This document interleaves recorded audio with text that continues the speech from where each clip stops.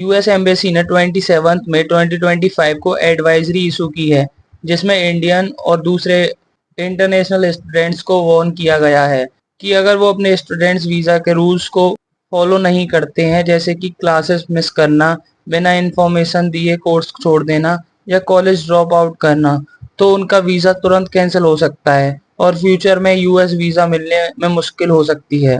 अगर आप यूएस में स्टूडेंट वीज़ा यानी कि F1 या M1 पर हैं, तो आपको अपने कॉलेज या यूनिवर्सिटी में फुल टाइम एनरोल रहना ज़रूरी है। अगर आप क्लासेस अटेंड नहीं करते हैं, कोर्सेज से ड्रॉप आउट करते हैं या कॉलेज को इन्फॉर्म किए बिना छोड़ देते हैं, तो आपका वीज़ा रिवोक हो सकता है। ऐसे केसेस में आप फ्यूचर में यूएस का वीज़ा अप्लाई करने के लिए इनएलिजिबल हो सकते हैं। US immigration and custom enforcement ने ओपीटी वीज़ा होल्डर्स को भी वार्न किया है कि अगर उन्होंने 90 दिन के अंदर अपनी एम्प्लॉयमेंट डिटेल्स रिपोर्ट नहीं की, तो उनका सेविस यानी कि student and exchange visitor information system status cancel हो सकता है। 2025 के शुरुआती महीनों में लगभग 700 इंडियन नेशनल्स को यूएस से डिपोर्ट किया गया है, जिसमें से कई लोग वीज़ा रूल्स वायलेट करने, इलीगल एंट्री के केसेस में शामिल थे। अब हम इस वीडियो में समझेंगे कि आखिरकार ये ओपीटी और सेविस होता क्या है।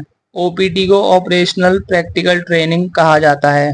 ओपीटी एक स्पेशल वर्क परमिट होता है जो यूएस में F1 वीजा पर पढ़ने वाले इंटरनेशनल स्टूडेंट्स को मिलता है। सिंपल शब्दों में, अगर आप यूएस में किसी यूनिवर्सिटी से पढ़ाई कर रहे हो F1 वीजा पर, तो आपको ग्रेजुएशन के बाद या ड्यूरिंग स्टडी भी काम करने की परमिशन मिल सकती है। इसी को ओपीटी कहते हैं। ओपीटी भी 3 टाइप्स के होते हैं। प्री कंप्लीशन ओपीटी, कोर्स के दौरान काम करना।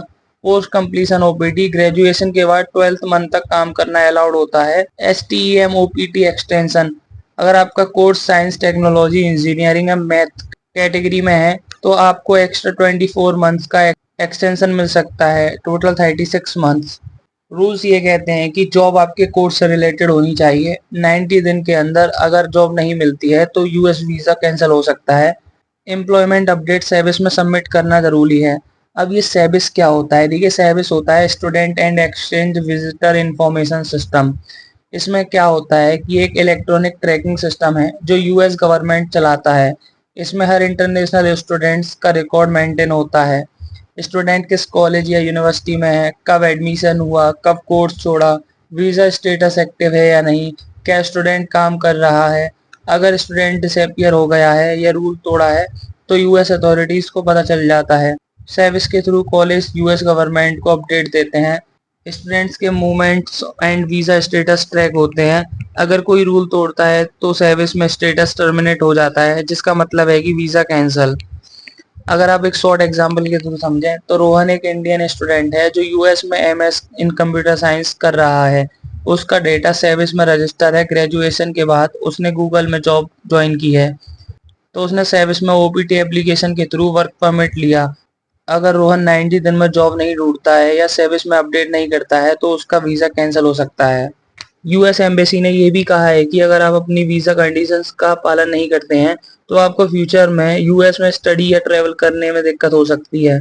ओवरऑल 2.6 लाख स्टूडेंट्स यूएस में पढ़ रहे हैं। 2023 के डेटा के हिसाब से इंडियन स्टूडेंट्स का यूएस में सबसे बड़ा इंटरनेशनल स्टूडेंट ग्रुप बन गया है, इवन चाइनीज स्टूडेंट से ज़्यादा।